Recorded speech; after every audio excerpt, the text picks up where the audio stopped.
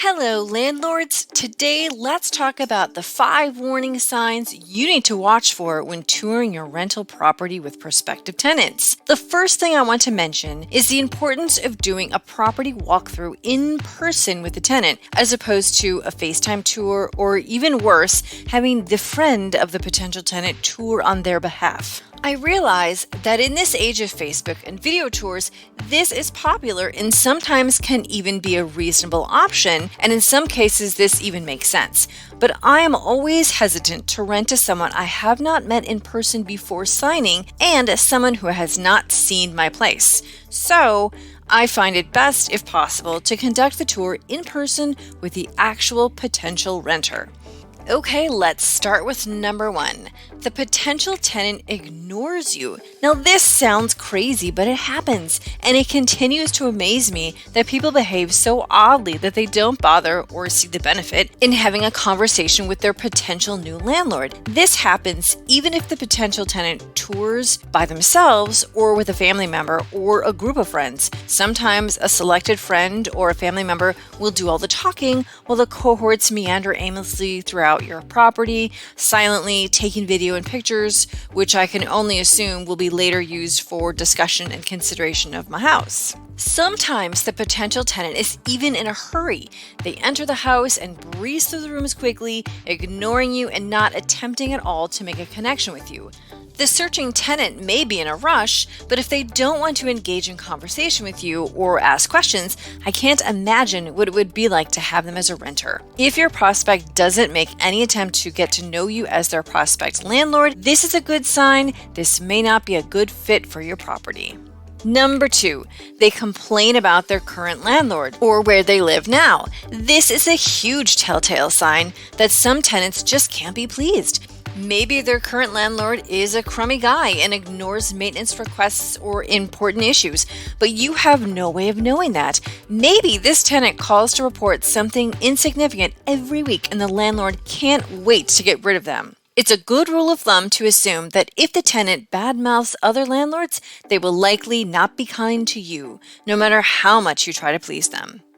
Number 3, the potential tenant offers to pay the deposit on the spot and even comes with an envelope stuffed with cash. I once had a guy and his wife respond to my ad very quickly. They came to my house and immediately admired it. We walked around the outside and the backyard, and before we could even go inside the home, they had offered me a cash deposit and said they wanted to move in as soon as possible. They handed me cash for the deposit and said they didn't even need to see the inside. My online pictures were sufficient. Oh my goodness. That evening, when I did a credit check on the guy, I quickly learned that he had been evicted twice and did not even meet my income threshold. Yikes.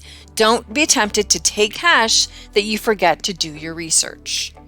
Number 4, the tenant wants to make changes to the house or property. This is usually an easy one to spot right away, and they often inquire on the showing of the property if they might be allowed to alter just a few things.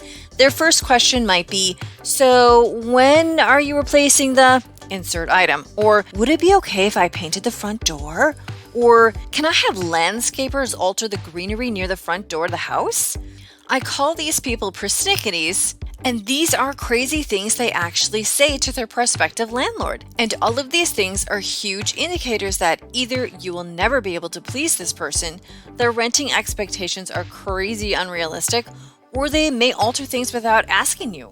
All are terrible signs. While you want the tenant to feel at home at your place during the time they live there, you need to have and set boundaries. I am sure many landlords have discovered upon turnover that the key in the back door doesn't work. Why? Because the tenant decided to replace the back door without asking or telling you. But when it came to moving out and it was time to replace the original door and hardware, oh yes, remember the door lock? They either lost the original lock set or they couldn't figure out how to put it back together again, so they just bought a new, similar appearing lock set, hastily attached to the door, and hoped you wouldn't notice that your key did not work. Clearly, this has never happened to me. I'm just lamenting for a friend. Anyway, if your potential renter inquires about making major changes before they even move in, this is a likely more trouble than it is worth. And the fifth red flag to consider when touring tenants is, does the tenant have interpersonal skills? This one does relate to the first red flag, but I am serious about this one. This may sound comical, but it always shocks me how little effort or lack of importance some people put on people skills. While you definitely don't want to be friends with your tenant, essential and effective communication is vital to your business relationship. To one extreme, tenants will pretend you are invisible, but much more tricky to spot is the tenant who will engage with you, but something's off.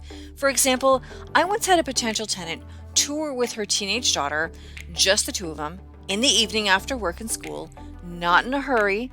They toured the home, asked a few routine questions, but something was bugging me. I couldn't shake how cold and perfunctory the woman appeared.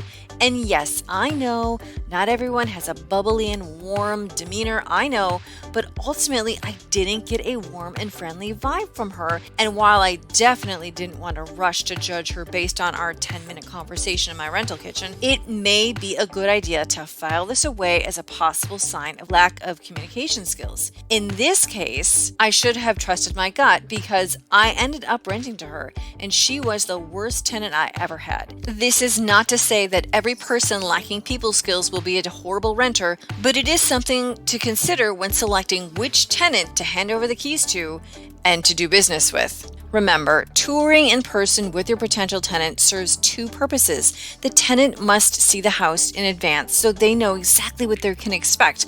But also, this is your opportunity to scope them out. If you see any of these flags, or if your potential tenant makes no effort to communicate or make a connection with you, this is not a good sign of things to come. And while you should not be friends with your tenant, you do need to have an effective relationship. Happy renting, fellow landlords!